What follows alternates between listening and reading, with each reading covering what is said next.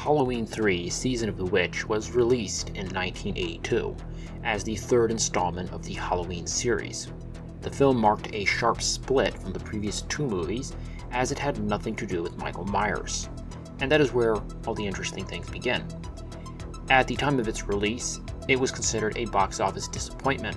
The main criticism was that it had a completely different tone from the previous films, and most importantly, didn't feature Michael Myers. This reaction would ultimately kill the movie's momentum and permanently change the direction of the Halloween franchise. To understand the film, I'll give a brief synopsis, though I strongly encourage you to watch it before listening further. Halloween 3 follows a doctor investigating the mysterious death of one of his patients, a man who made cryptic claims about destruction before being brutally murdered. The doctor teams up with the patient's daughter, and together they uncover a bizarre conspiracy, leading to a strange town and a factory producing cursed Halloween masks.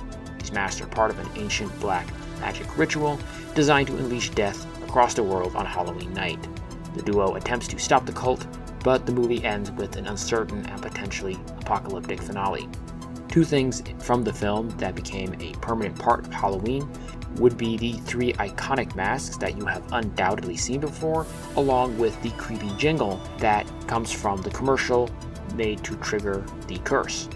Despite the backlash, the film is distinctly and naturally a Halloween movie, and in my opinion, a genuinely good one. The reason there is no Michael Myers comes down to the vision of the creators. John Carpenter, the creator of Halloween, never intended the franchise to become an endless chain of movies about a man in a Captain Kirk mask killing teenagers. As Carpenter explained in later interviews, the series was supposed to be about Halloween itself. Each film would tell a different story centered around the holiday and explore different types of horror. Personally, I think this vision was far more creative and honestly believe there could have been many great films if this anthology direction had been continued. Fortunately, the rather sheeple audience mainly wanted more Big Mike, as proven by the success of Halloween 4, The Return of Michael Myers, and the 9 more films following the same idea. Carpenter himself largely stepped away from the franchise after Halloween 3, which I think contributed heavily to the decline in quality. He only would return decades later for creative involvement in the modern reboot trilogy.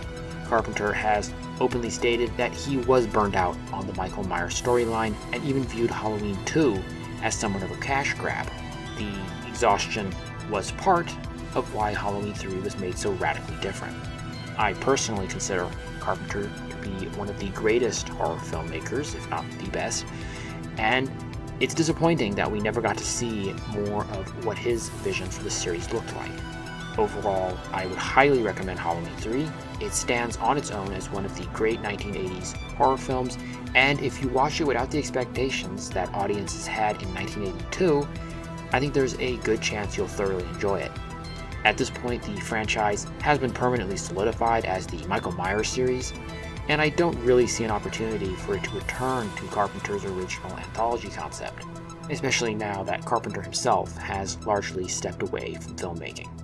That will do it for this short analysis on Halloween 3, and I will see you in the next one.